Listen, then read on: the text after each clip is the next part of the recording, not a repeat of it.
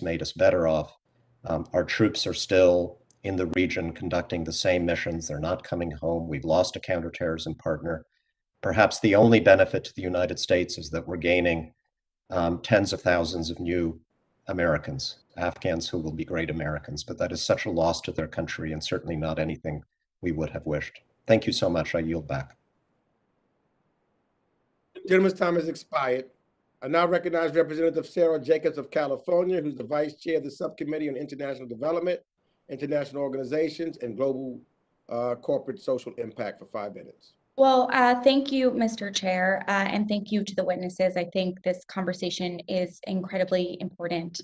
I wanted to start with you, Ambassador Crocker, since you've one of the folks who have said and just answered in the last question that we should have left troops in Afghanistan indefinitely. I wanted to first ask you some quick questions. If you could please answer in yes or no, so we could get to more since time is short. The first is, do you believe that the terrorist threat emanating from Yemen is greater than it was in Afghanistan at any point over the last 20 years?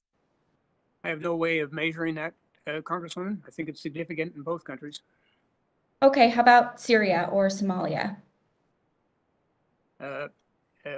Again, likewise, I have no basis of knowledge in those countries. What I would say is that it's theoretical in those countries. In Afghanistan, we were hit on 9/11 by Al-Qaeda, which is now returning, covered by the Taliban. Okay, well, my analysis is that the threats emanating from these places are much more real than anything we've seen out of Afghanistan for at least the last 15 years, recognizing that obviously 20 years ago, there was a horrific attack. And I sincerely hope no one is suggesting a military intervention and nation building exercise in any of those countries. The reason I'm asking, Ambassador Crocker, is because I'm trying to understand why you believe that an indefinite continuation of this war is in the US's national interest. September 11th happened when I was in middle school. My generation has been told literally our entire adult lives that we're winning, that we're making gains, that all the military needs is more resources and more time, and that all this loss is worth it because it made us safer, despite multiple reports that concluded the opposite. So, I know that there were talks of strategic patience and whether or not we're better off. I would say less civilians being killed right now is better off. Less of our military families that I'm very proud to represent being sent into harm's way means we are better off. But I want to ask now about some key decisions I think were determinative in this outcome. So first, in 2001, the Bush administration rejected prospects for a negotiated settlement with the Taliban, and Donald Rumsfeld said an arrangement where Taliban leader Mullah Muhammad Omar could live, quote, in dignity would not be acceptable.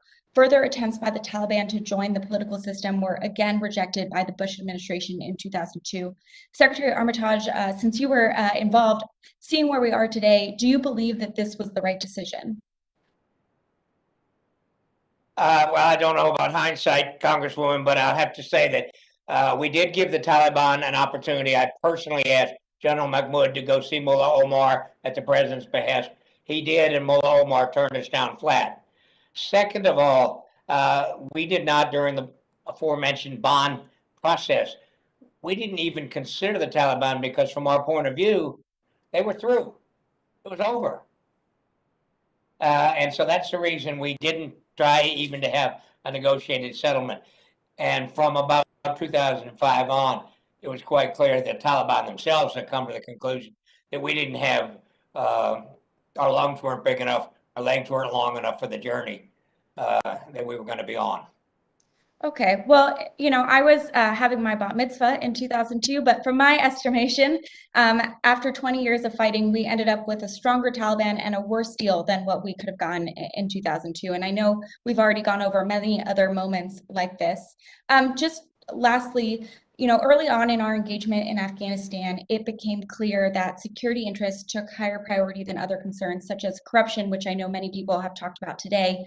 But in addition to corruption, we relied on local armed factions that may have been efficient militarily, but in addition to being corrupt, committed human rights abuses and traded narcotics.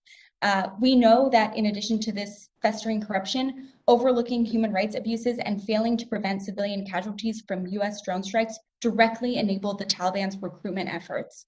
So again, after 20 years, we ended up with a stronger Taliban, a worse deal than we could have gotten before, and enabled terrorist recruitment, which is why we were supposedly there in the first place. And the entire time, we kept pouring money into this effort. I truly believe the Biden administration was right to leave, and I think we were all wrong to continue this effort as long as we did. And with that, Mr. Chairman, I'll yield back. Gentlelady yields back the balance of her time. I now recognize Representative Kathy Manning of North Carolina, who's the Vice Chair of the Subcommittee on the Middle East, North Africa, and Global Counterterrorism for 5 minutes. Thank you, Chairman Meeks and Ranking Member McCall, for holding this very important